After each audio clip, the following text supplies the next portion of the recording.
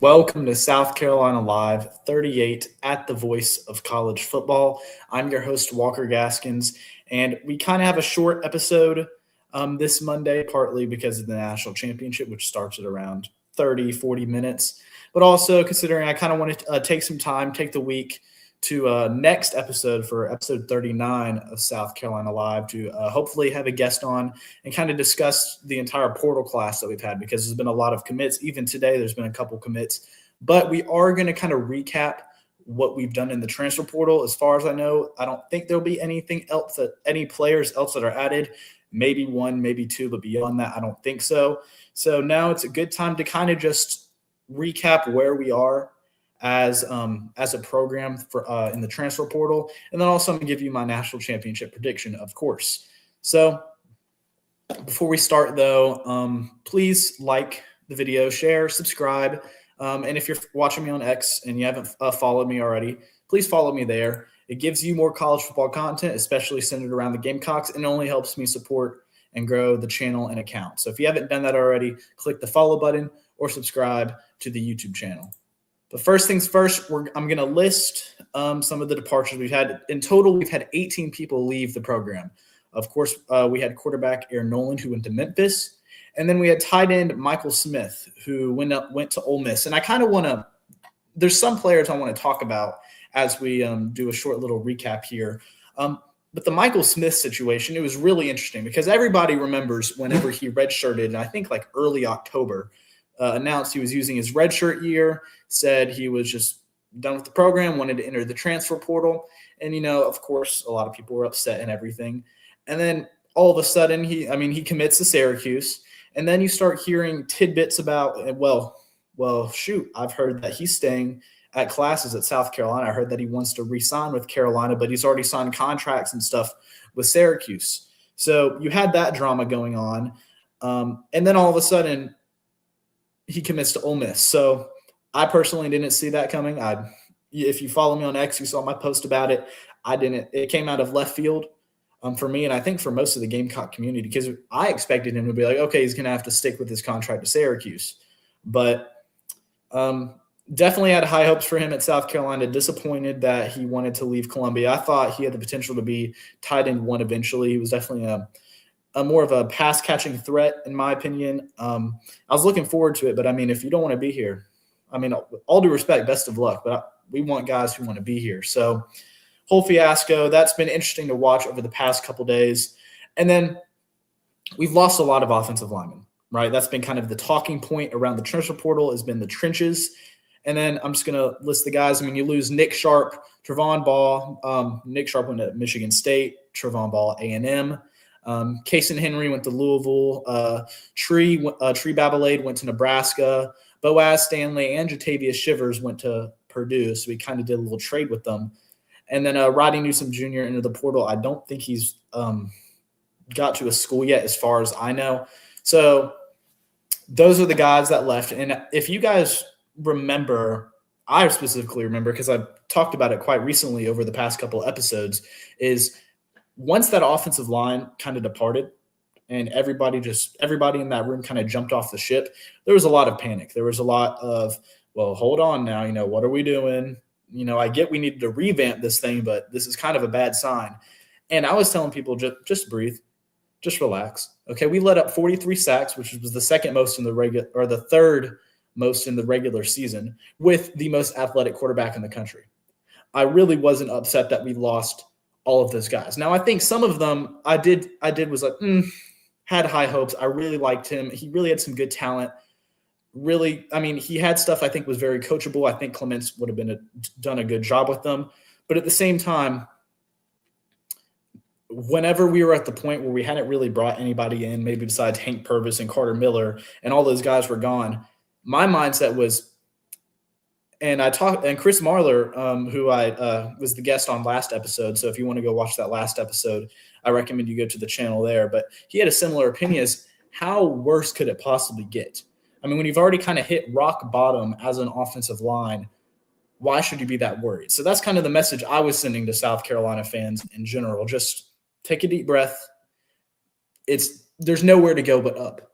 There's nowhere to go but up. And as we start talking about the players who have committed to Carolina, I certainly think we have gone up in that position group. But on to the next position group. We lost wide receivers Brian Rowe to UCLA and Vandrevius Jacobs to Miami. I was really I didn't expect Vandrevius. I know he's a kid from Florida. I mean, you see how successful Miami's doing, get to play in your home state. But with both of these guys, I mean, I could have seen them fit very well into the Kendall Briles scheme, into this new offense. And I don't know the exact reasons each one of them left, but it certainly, although it was disappointing to see them leave, my feeling is, okay, they left what could have been, but at the same time, look at all the talent we have. Look at the guys we brought in from the portal. Look at the guys like Donovan Murph, Lex Cyrus, Malik Clark, all those young guys who came in the same class as Brian Rowe, who no doubt are just working their butts off to get ready for next season.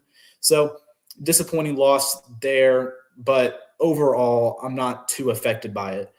And then on the defensive side of the ball, you lose defensive lineman Xavier Hardy. He went to Baylor. Expected a lot more out of him than we actually saw. You know, he only appeared in one game against Coastal Carolina, didn't record any stats. And it was just disappointing, I think, to see because he was the number one JUCO player in the country when he committed here. A lot of high hopes, you know, he was going to help replace that interior defensive line that lost Boogie Huntley, Tonka Hemingway, TJ Sanders. And just disappointing it didn't pan out for him, but I wish him nothing the best of luck. And then we lose two edge rushers. First, Jalen Brown, who transferred, and I think he went to Missouri, I believe. But just no ill will against him. Was injured, couldn't play the whole season. So if he needed a new change of pace, a new scene to start in, I personally understand that. But Desmond Umeozulu, this definitely raised one of the more questions. This is the one I kind of made me stop and think about more than any other, except maybe Michael Smith. But with the Desmond Umeozulu, what really stood out to me was, okay, you come in your first year, or you come in and you have Dylan Stewart and Kyle Kennard. That's when those were the starting edge rushers. I mean, of course, you're not going to see much snaps whenever those two are the starting guys. And then last year, I was like, okay, I don't expect him to get the starting job over Brian Thomas Jr., and that ended up happening. Brian Thomas and Dylan Stewart were the two main edges. But we go into this offseason, and you have Dylan Stewart who's staying, which is awesome, fantastic. But then Brian Thomas Jr. has to declare for the NFL draft out of eligibility. And honestly, I would have argued even if if he didn't transfer, I think he would have been the number one guy to play opposite of Dylan Stewart. Even with bringing in Caleb Herring, even with bringing in the Drew Collins, if he had stayed, if I had to put money on it, I would have bet that he would have been the guy playing opposite of Dylan Stewart because he has experience in Columbia. I know it's a different edge coach, but he has experience with that defensive coaching staff, experience with Clayton White, experience in Columbia, experience working with Dylan Stewart and some of those guys on the interior defensive line. So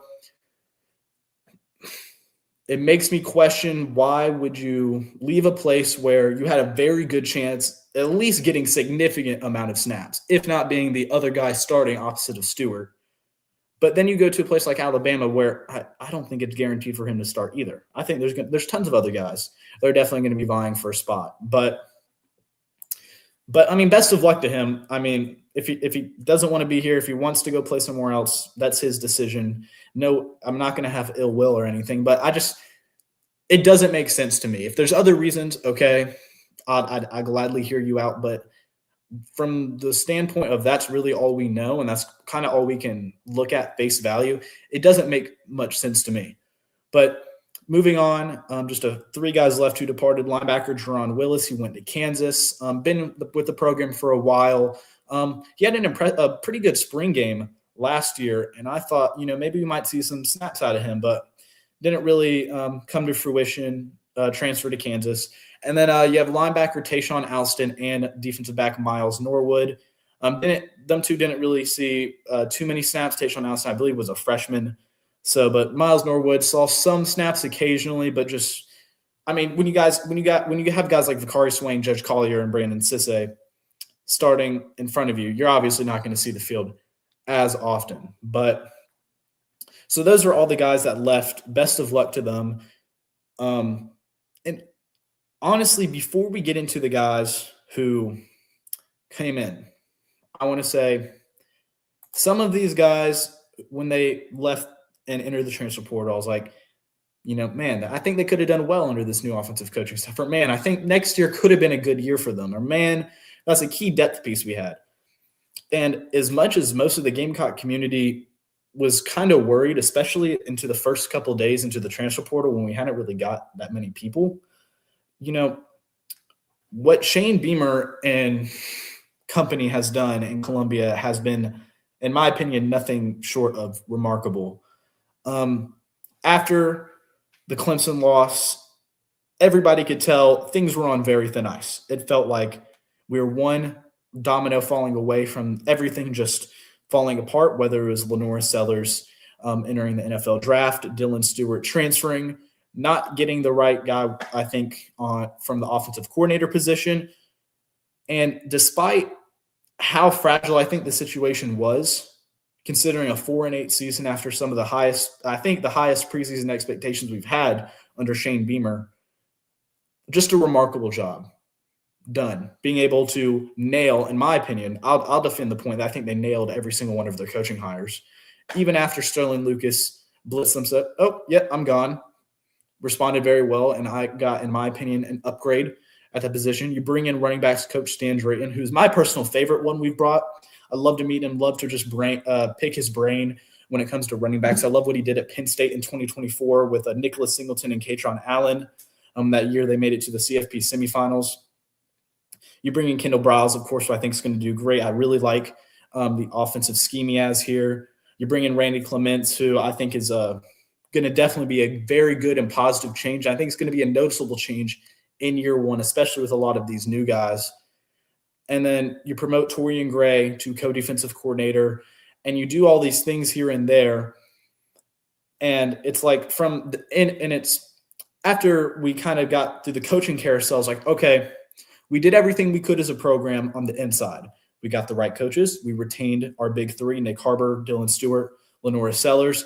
We kept a lot of the guys. Now can we go on the exterior and go grab guys from across the country and get the talent we need in Columbia if we want to have a successful 2026 season? Because everybody knows 2026 is the kind of the do or die year, right? We've had 2022, you go 8-5, 2023, you go 5-7, 2024, you go 9-4, 2025, you go 4-8, the worst season under Shane Beamer.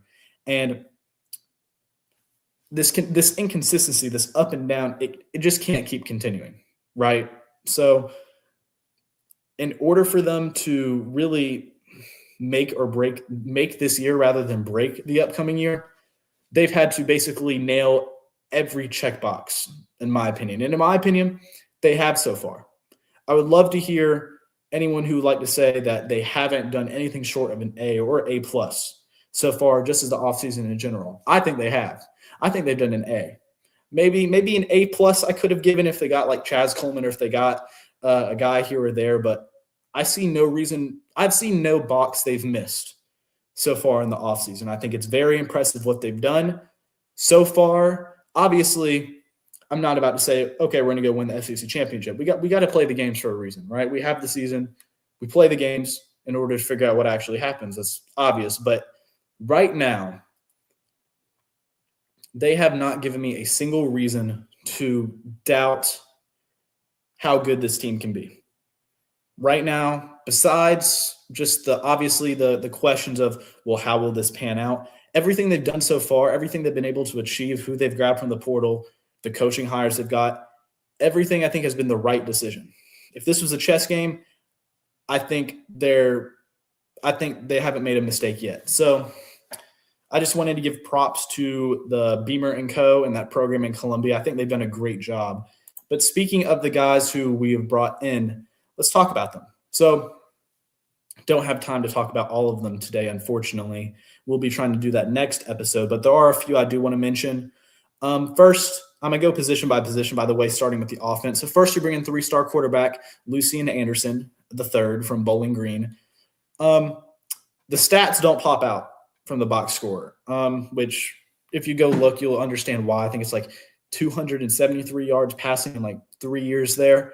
But he also has a lot of rushing yards. I think almost as many as he does passing yards. So I think it's another guy to bring depth into the quarterback room, a little bit of experience because of how long he's been in college, 3 years.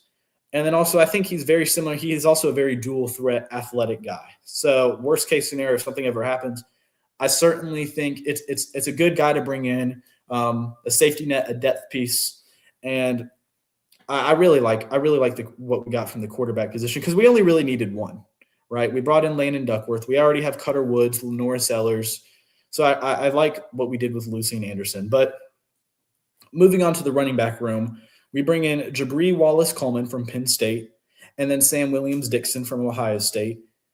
I think both of them.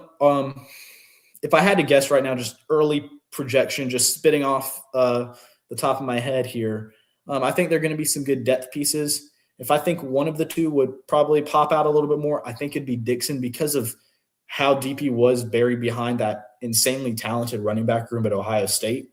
Not that Penn State doesn't have talented running backs, but a lot of people, when the first reaction came out when we got Williams-Dixon from the portal, they're like, "Oh, well, look at his look at his stats, look at the box score, look at how much he's actually produced." And all I got to say is just look at who he's been behind, right? So, I mean, of course, you're not going to play when you got the guys at Ohio State that are starting in front of you. So I like them too. But one guy, the guy I really like, and who I could argue could be running back one if he has the right offseason, is Christian Clark from Texas. Just a couple of minutes ago before we started, he officially signed with South Carolina. They posted on social media. Got a commitment from him earlier last week or later last week, sorry. But I really like Clark. I really like what he's going to do. I mean, he had a pretty productive freshman season, and his first game start he ever started was against Michigan and in the bowl game where Texas just played. And he records, I think, like 105 yards and 1 or 2 touchdowns, which, against that Michigan defense, your first time starting, I'd say that's pretty good. I mean, if you want to disagree with me, I think you're a little crazy there, but I think that's very good for your first time starting against a defense like Michigan's. I like Clark. I think he's physical. I think he brings the right type of running back I want to bring into the room. I know we have Jawan Howell. I know we have Matthew Fuller. Very easily, I think those two guys are in the leading to be running back one right now. But no doubt, I think Christian Clark has just as much of a chance as anybody else to be the starting running back in 2026. Moving on to wide receiver, we have a 3-star Nitro Tuggle, 3-star Jaden Gibson, 3-star Charlie Mullally, from Holy Cross, and 3-star wide receiver DJ Black from UCF. So, once again, like I mentioned before, I don't think we downgraded in any position group. I think we upgraded here. We bring in a guy like Nitro Tuggle, who reminds me somewhat similarly to Vandravius Jacobs. I like what he did at Purdue. And like Chris Marler said last episode, before Nitro Tuggle was at Purdue, he got recruited and spent his first year at Georgia. And like Marler said, if Kirby Smart and company down in Athens think you're good enough to be on that Georgia team and give you a scholarship, I think it shows the ceiling you have. So I like Tuggle. I like what he can do in this offense under Briles, and also like Jaden Gibson. I've mentioned this multiple times before. He's just a real deep vertical threat. And obviously in isolation, it's like, well, yeah, there's a lot of receivers that can be deep vertical threats, but you don't see them pop out. Maybe sometimes they don't contribute. Why is it important? Well, I'll tell you why it's important. Go look back at 2023 tapes. That's the last time he was really significantly playing. 2024 and 25 dealt with a lot of injuries. And from what I've heard, he's going to be back to full health. There's no reason that you should expect him to be hampered by any injuries.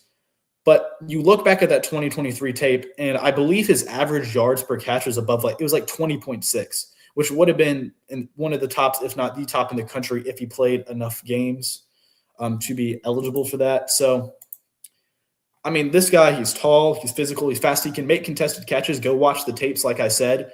And it's not the fact that we're just bringing a guy like that. It's the fact that you already have Nick Harbor on one side of the ball, or one side of the field. So if you have Nick Harbor on one side, and you have Jaden Gibson on the other side, and you got everybody else lined up on the offense, and you know the kind of offense that Kendall Briles runs where he spreads that defense out, defenses are going to have to pick their poison. Are you going to guard Nick Harbor, put a safety extra on him and have Jaden Gibson beating you? Or are you going to try to focus on the new guy and have Harbor smoking y'all, making y'all eat dust for the entire game? So that's what I like that Jaden Gibson brings. Not just the talent that he brings as a player, but what it could mean and what it implies for the multifaceted threat offense I think that this offense in 2026 will bring. And I think that's kind of been a big thing. In 2025, the threat was Lenore Sellers. The threat was, can he make that pass? Can he scramble? That was the big threat. But now next year, if the offensive line pans out, which I think it should, I think it's got to be better than 2025. It can't get much worse than that. Not only do you have to worry about Lenore Sellers, but you have to worry about these running backs that we're bringing in. You got to worry about Mo Brown and Brady Hunt, some experienced tight ends. You got to worry about Nick Harbor. You got to worry about Donovan Murphy. Now you got to worry about Jaden Gibson. Now you got to worry about Nitro Tuggle. I think my attitude towards 2026 is already so different than 2025 in the fact that I don't feel like it's going to be as much on Sellers' back as it was in 25, which obviously when you don't have that type of pressure he did last season, that's when you start seeing those plays being made, right? When Rocket Sanders was able to get that first down for South Carolina and take some pressure off of Sellers, that's when you saw Lenoris blossom into being the star that he is, right? When he doesn't have to Superman the team for 60 minutes a game, that's when you see him at his best. And I think this offense and the players that we have brought in and that we have are going to amplify him and let him do that. So we bring in Tuggle and Gibson. Those are my favorite two.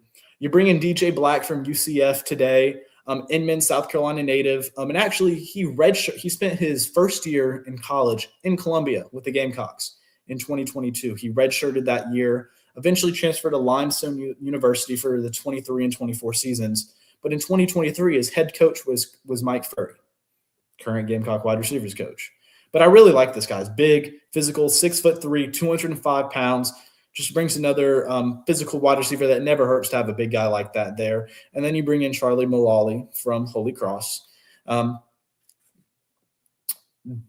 don't think he'll be a starter, of course. But, I mean, if he has a breakout play, I mean, ask Xavier Leggett. Someone commented on my breaking post, why are we bringing in these bums? And I was like, well, the guy's playing college football. First of all, it takes a lot of talent to play at the college level. But also, were you going to say the same thing about Xavier Leggett when he started going through South Carolina and he didn't blossom until that kickoff return against Texas A&M? So my point is maybe Mullally won't be wide receiver one. I don't think he will. But any one of these guys, I think, can bring something to the table and can blossom at any point. That's what I really like about this wide receiver room is in years past when it was 2023 and Xavier Leggett was now the star, it was kind of just if Xavier Leggett wasn't open, we're kind of cooked. Last year, if Nick Harbor or sometimes Vandrevius Jacobs wasn't open, we're kind of in trouble. But all these guys we're bringing in, it makes me think, okay, he's not open. Well, this guy's probably on the field somewhere who found some space. So I really like what we bring in with the wide receiver position. I think it might be the most underrated group that we've brought in because all the attention's on like the offensive line. But I really like the wide receiver group we brought in. Next one, I need to pick it up a little. It's almost 7:30. You bring in Max Drag from UCF, who's actually from Chapin, South Carolina. I think he played at Chapin High School, 3-star in the transfer portal rankings according to 24/7 Sports. And what I like about Max Drag is, well, one, I think he's a good blocking tight end. I think his strength is blocking. I think other people can agree with that based off what they've seen. But he fills one of the few question spots I had a couple days ago about our portal class because before Drag committed to South Carolina and signed, we didn't have a single tight end in the portal. So I think I like the blocking talent he brings, and I like the depth he brings to this tight end room that's kind of a mixed bag right now. You have veterans such as Mo Brown III and Brady Hunt, but you do also have upcoming talent such as Caden Ramsey, who just came out of the high school ranks, and Mike Tyler, who I think should be going into his second or third year. So I like that we bring in one more tight end. It definitely makes me feel better about this upcoming about this portal class and this upcoming season. And then finally, I think the position group you've all been waiting for, the offensive line. Don't have time to talk about all of them today. I'm going to talk about two. First one, the elephant in the room, 5-star offensive tackle Jacarius Peak from NC State. Not only is it big for the Gamecocks that you bring in the number one offensive tackle in the country, that you out recruit Alabama and schools at that level for a player like this, but just in terms of him playing left tackle, I mean, obviously he's a talented left tackle, right? He wouldn't be the number one offensive tackle in the country from the portal if he wasn't. But I think Jacarius Peak will easily be the anchoring offensive lineman for 2026. You look at 2025, and I could argue 2024 as well. You never really felt there was one guy that was really holding down the fort that you could really rely on to constantly be that strong point on the line. You could argue 2024 might have been Josiah Thompson, but I don't think he will compare to what I think Peak will do if it pans out correctly, which as of now, I'm not given any reason to believe it won't be.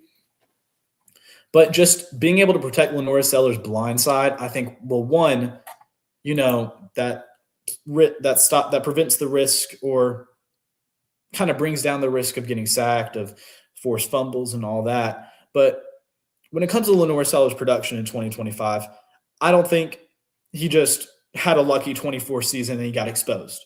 I think part of it was on him, for sure. Of course, you have to take some accountability as a quarterback, but I think part of it certainly was Mike Shula. And I think part of it was that offensive line.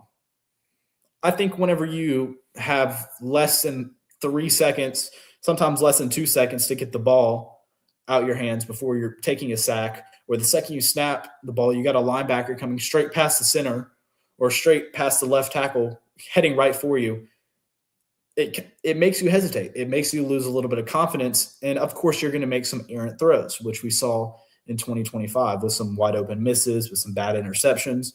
But I think if Lenoris can have more confidence in his offensive line, which I think they will be better next season, I think that's going to help him tremendously.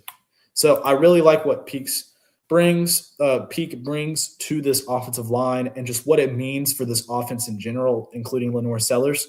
But I think this also raises the question about Josiah Thompson. Obviously, Josiah Thompson was arguably our most talented offensive lineman from last year, entered the portal. I think he realized that it was best for him to come back to Columbia, so he decided to withdraw from the portal, and he's staying with the Gamecocks in 2026, which I like. I've always thought, yeah, he didn't have the best 25 season, but, I mean, he was a freshman All-American for a reason. He has the right foundation and the right ceiling to be a really good offensive lineman.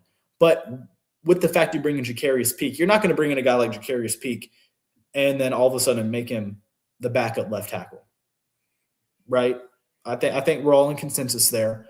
But obviously, I think Josiah Thompson, with his connection to the staff and experience at Columbia, I know it's a different offensive coaching staff completely, but with the talent he has, with his comfort level of already being Columbia, I would imagine you're probably going to shift him over to right tackle.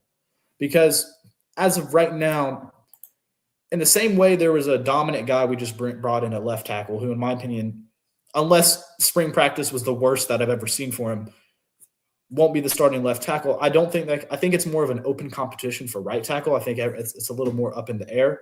So I wouldn't be surprised whatsoever if Josiah Thompson does shift over to right tackle, which is obviously something we have not seen from him in the past. But some other guys we brought in, you bring in offensive tackle Seth Smith from Northern Arizona, Emmanuel Kojo-Opoku from East Carolina. Had a conversation with him. He's a really nice guy. He's ready to work. I'm actually really excited. I think he could be starting at right tackle next year if he has the right spring ball. So I'm really looking – I like the guy. I'm really looking forward to seeing what he does. You bring in Armando Nieves from New Mexico State. You bring in Dane Arnett from Ferris State, which, yeah, it's Division II, but with the same thing I said about Trinidad Chambliss, when you win a national championship at any level, I think it's impressive. I think it's a testament to everyone on that team. And I think it's the same thing for Dane Arnett. And then, of course, you bring in Hank Purvis from Purdue, Carter Miller from UCF. Those were the first two guys to join the Gamecocks on the offensive line. But then we just had a guy commit to South Carolina maybe an hour ago. Just a heads up, I'm going to butcher this name. Apologies in advance. I'm going to try to get this down. I don't have it memorized or learned yet. Abubadik Nabugwu. Terrible, I know. I'm sorry.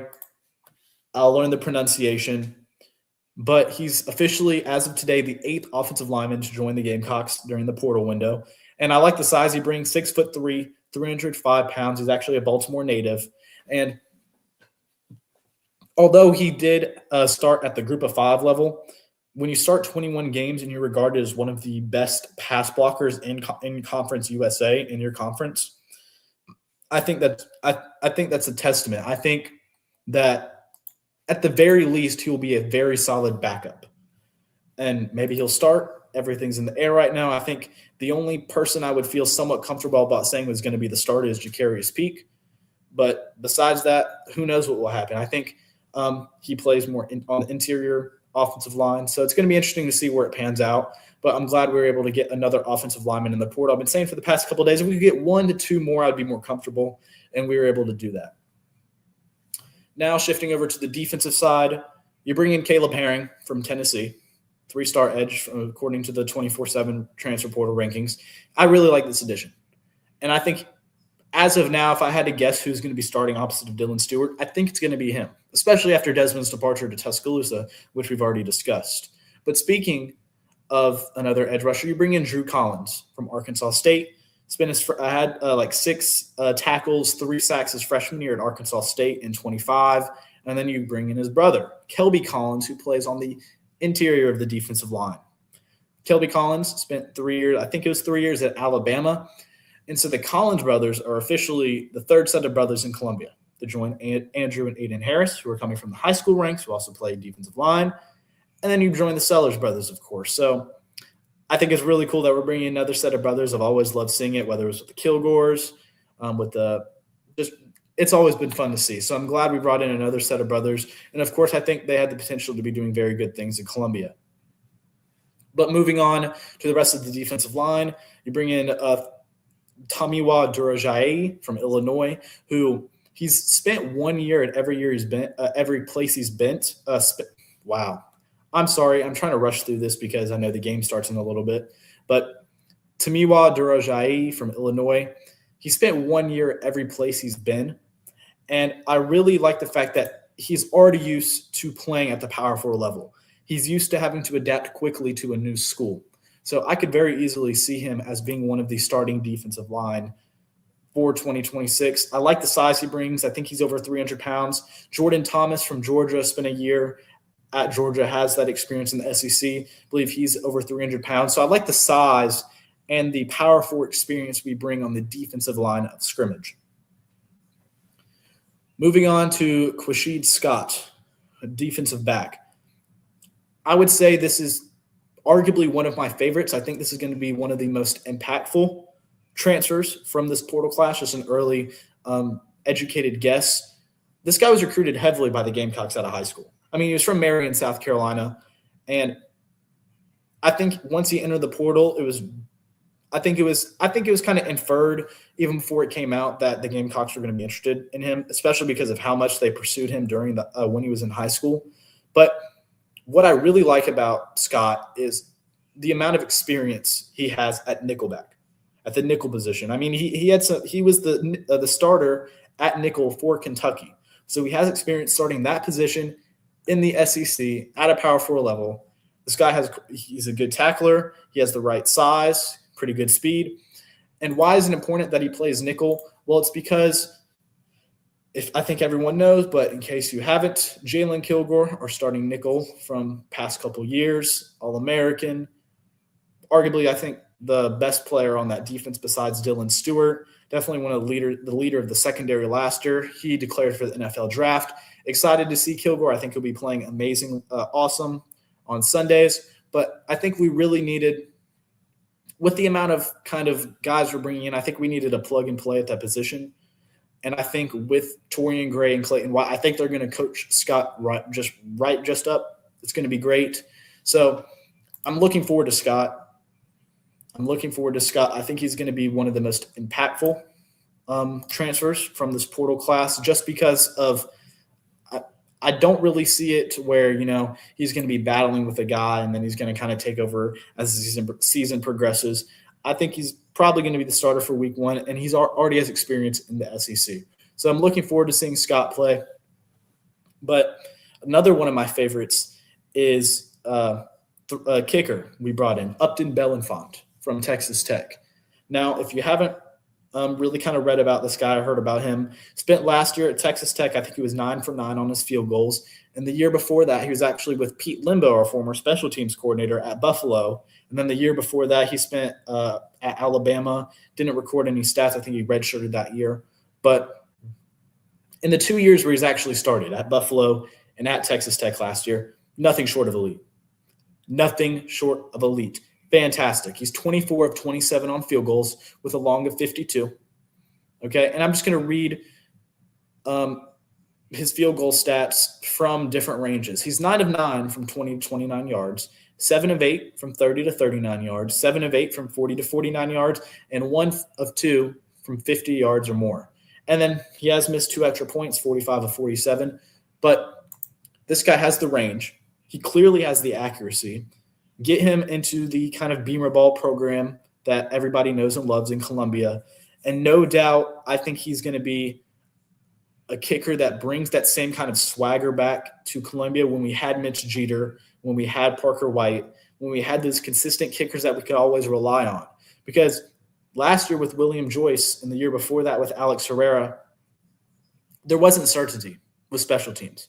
And considering the fact we already had issues on defense, some issues, and especially issues on offense at times, it was definitely heartbreaking at times to lose because of certain special teams plays. I was there for the 2024 LSU game. I was there. I got up for college game day. My sign was right behind Kirk Herbstreit. You could barely see it, but it was visible. I went back and watched the recording.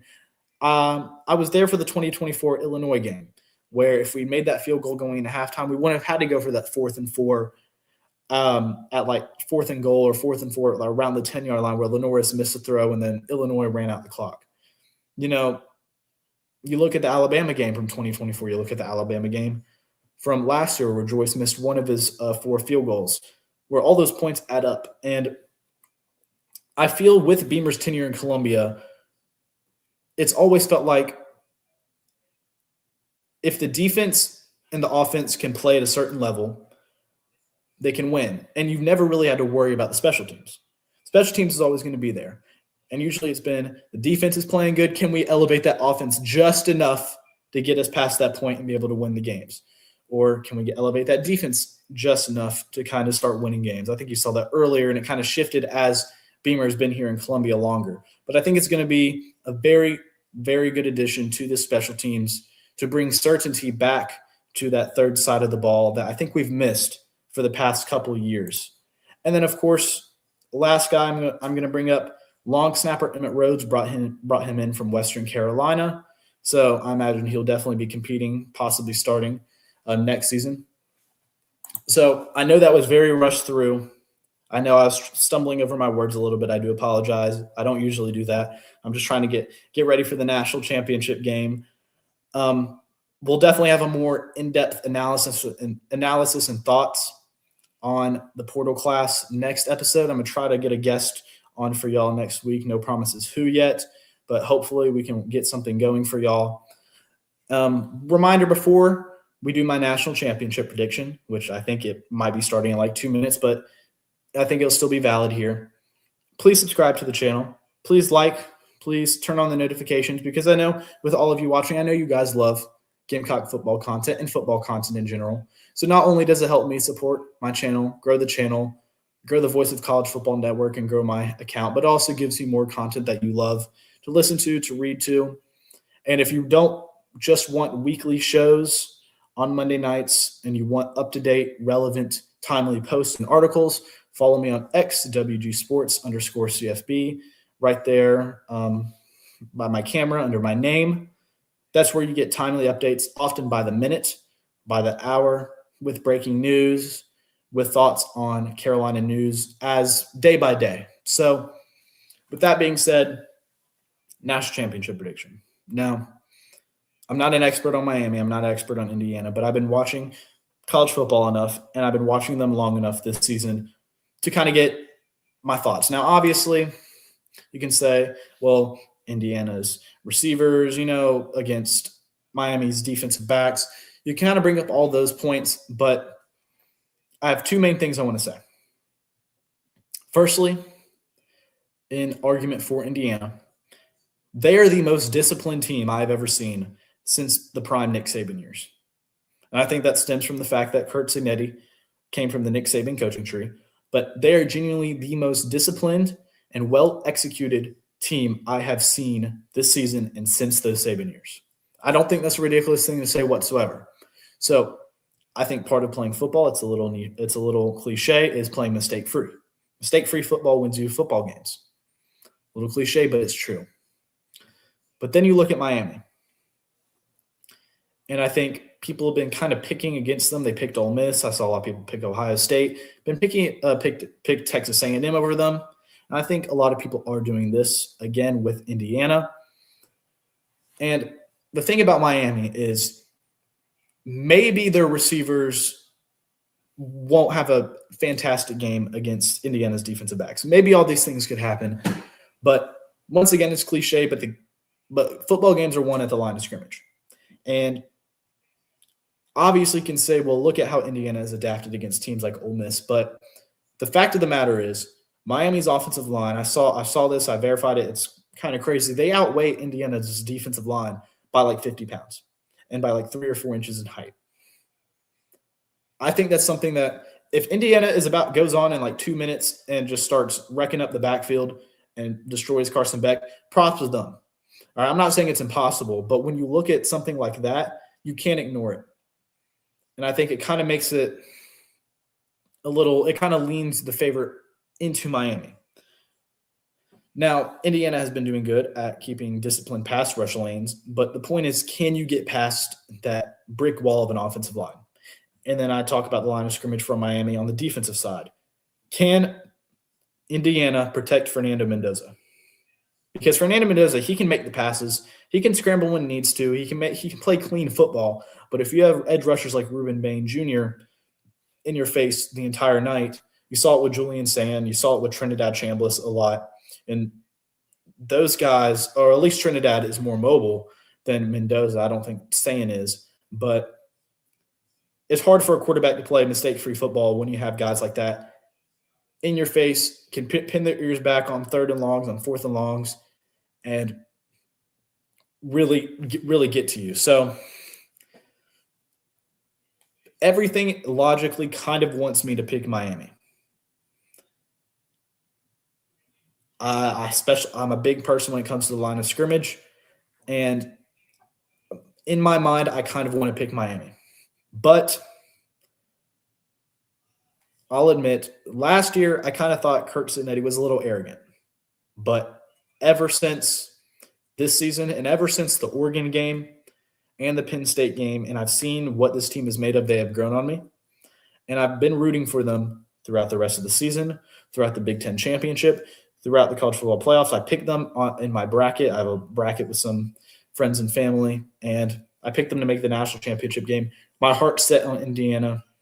Maybe I'll end up being wrong, but I'm going to stick with my heart here. I'm going to stick with my gut. Give me the Indiana Hoosiers to win the 2026 national championship and be the most remarkable turnaround story in the history of, honestly, sports. 2 years. Most losing program in college football, or the second most losing program in college football, national champions. So I know the game probably just started, but that's my prediction. I think it's going to be close, maybe 27-24, 27-18, a 20, a close game like that. But that's my prediction. So I know it was kind of a rushed through episode today. Just trying to go watch the game like everybody else. I appreciate the 140 viewers we have right now, whether it's on X. I encourage you to follow me if you haven't already. If you're on YouTube, I encourage you to subscribe, like the video. Certainly enjoy the support and the growth that I'm able to do with college football analytics and just being able to talk about the Gamecocks, certainly, and college football in general. So I appreciate the support. I hope you all have a great Monday night. It's going to be a lot. The weeks are going to get long now that college football is disappearing, but let's enjoy this one last game tonight from the 2025-2026 season. I picked the Hoosiers. I think it's going to be a great game. But with that being said, have a great Monday night and go Gamecocks.